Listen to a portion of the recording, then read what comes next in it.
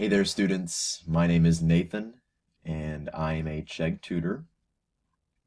Today we're going to be talking about bond valuation. How do you evaluate a bond? Well, first off, what is a bond? A bond is a form of long-term debt. Companies issue them, or they take on that debt to usually fund some sort of project in the future, be it build a new work site or maybe buy a new piece of equipment, something along those lines. So they take out a bond for basically future debt to usually take on some sort of project that requires a lot of money up front. Now, to evaluate a bond, that's a little tricky. There's a lot of steps that go into it. So bond valuation is used to determine the fair price of the bond. Now, to calculate the price of the bond, what it's selling for, you take the present value of the bond repayment and you add the present value of the interest payments.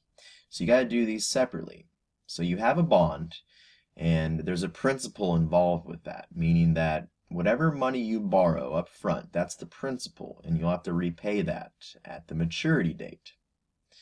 But along with paying back the principal, you must also pay back the interest involved.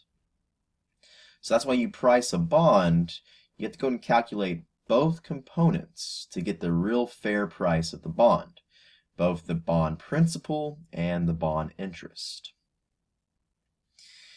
Now, sometimes these bonds, they're sold on the market for more than what they were stated for on what they call a bond indenture. The bond indenture is kind of like a certificate that gives all the details of the original bond. Sometimes the bond is sold for more than what was on the bond indenture. Sometimes it's sold for less. So if it's sold for more, they call that selling the bond at a premium. If it was sold for less, they call it selling at a discount. And there's two types of interest rates with a bond. You have the effective rate and the stated rate. Sometimes they call the effective rate the market rate. There's two names for that. So if the effective rate is greater than the stated rate, the bond is sold at a discount. If the effective rate is less than stated, the bond is sold at a premium. So you need to know that, because later on when we price the bond, you're going to see both interest rates up front. And later on when you get to the ending value of that bond, you want to make sure it matches up with these interest rate comparisons. Now, that's more of the background of what a bond is and how it works. Now, to actually evaluate it or price the bond, there's a lot of steps that go into it, and it's easy to get lost. But what I've been telling my students over the years is I just give them my simple 5-step method. And if you follow these 5 steps, you're almost guaranteed to get the answer correct. You just got to follow these steps and make sure you know what you're doing and focus on each step. Now, here's my 5-step method. So first off, what you're going to do on step 1, you're going to convert your interest rates and the repayment period. So sometimes when interest is paid other than annually, you have to go and convert interest rates to what they would be paid if they were either semi-annually or quarterly, and you also have to convert the periods. So the periods is how often you pay that interest. So for example, if you pay interest semi-annually, there's going to be 2 periods a year, not just 1. And again, you're going to see more how this works with the practice problem. It'll make a lot more sense, trust me. Let's keep going over these steps. So that's the first step. You convert your interest rates and your repayment period. Second, you're going to calculate the interest paid, how much you're paying in interest. And that number actually stays the same from period to period. It's a constant number. Next, you're going to calculate the present value of interest payments. So you're going to have to use a little table to actually figure out how much you need to discount these interest payments. Because once again, when you pay this interest off in the future, that's going to be a different number than it was today.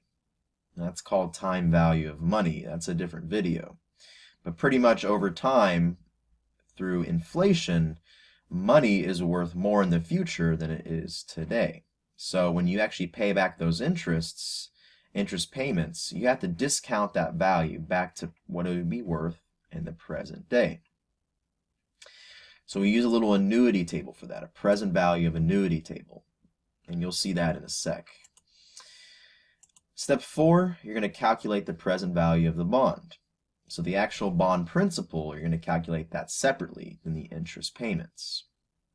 And you're going to use a table called present value of 1 or present value of single sum for that. Then on step 5, you calculate the bond's price. So that's all it is just adding step 4 and step 3 together. And that's it. Now the reason why you use an annuity table for the interest payments, because annuity means a series of payments or receipts. In this situation, since you're paying the interest in a series, that's why it's called an annuity. It's a series of payments. And then the present value of the bond is just one lump sum number. There's no series of payments there. So since it's a lump sum number, you'll use what they call a single sum table or present value of 1 table. Now I know it's a lot of information, and this is just more of a basic introduction to bond valuation, but this will actually help you price these bonds if you are presented with an exam question where they're asking you to do that. So that's more of the concept behind bond valuation and my 5-step method on how to price it. Now let's go ahead and take a look at a practice problem. This will make a lot more sense. Okay, so now for the practice problem here. It's on the right side. So on January 1st, 2014, LifeWorks Incorporated issued 1,000 $2,000 bonds at a stated rate of 10%. So let's just stop there. 1,000 $2,000 bonds. I know that sounds a little weird, but what they're saying is that each bond is worth $2,000 and you have 1,000 of them. So all you do is multiply those two together to get the total value of that bond, which would be stated on the bond indenture. That's just the stated value of it, not the actual price. And there's a stated rate of 10%. Now at this time, the market is selling those bonds at 12%. So right away, we go in reference to our left, our market rate or effective rate is going to be greater than our stated rate, right? 12% is greater than 10%. So right away, we know this bond is going to be selling at a discount. So when we go through all these 5 steps here and we get to the very end, we know that the value that we get on our 5th step will be less than 2,000 times 1,000. That's how it works. So it's sold at a discount, so you receive less cash up front. That's how you check your work in the end. Now this bond must be paid back by January 1st of 2024. So it's about 10 years, 10-year bond. So it's definitely a form of long-term debt. It'll be paid back more than 1 year. Now interest is paid semi-annually starting June 30th, 2014. So let's go ahead and start with the 5 steps. Step 1. So first we're going to convert our interest rates and our repayment period. So we know it's paid semi-annually, so it's twice a year. That's when it's paid. So our interest rates, stated interest rate, is going to go from 10% and divide it by 2 because it's twice a year. So it becomes 5%. And then your effective interest rate turns into 6%. And then our periods, well, we know it's 10 years, but since it's paid semi-annually, twice a year, our 10 years turns into 20 periods, right? Because we pay it twice a year, so it turns into 20 periods. 10 years, twice a year, 10 times 2, 20. All right, that's step 1. Now step 2, I'm going to go ahead and calculate the interest paid. All you do there, you just take your stated interest rate of 10%.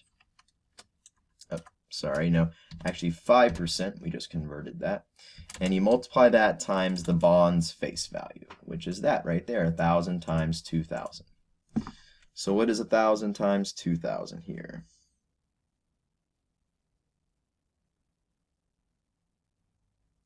$2 million. So it's a $2 million bond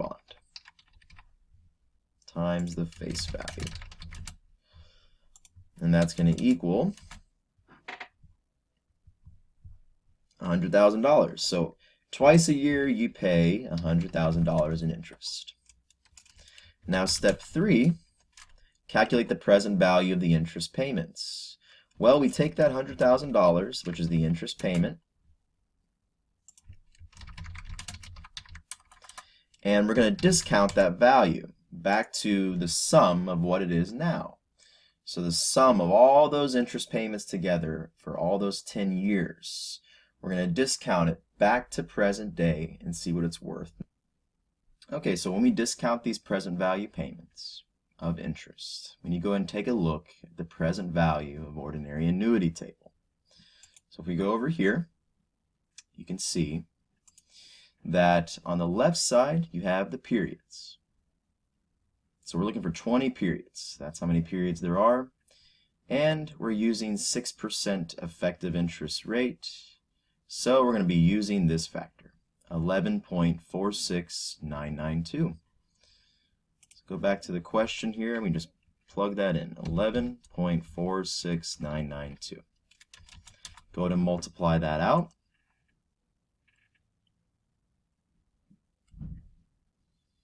And you get 1,146,992. Then for step 4, calculate the present value of the bond. So we go to our single sum table now, which is very similar looking, but it is different. So notice present value of 1. It's not an annuity. We're just looking at the principal and discounting the bond's principal back to present day. Left side again, look for 20 periods. And then for 6% interest, 0.31180. So we have the $2 million bond, 0.31180.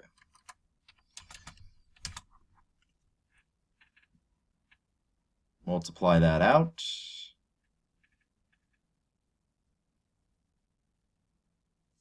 $623,600. Then step 5, we just price the bond. So add step 3 and 4 together. 1,146,992 plus 623,600.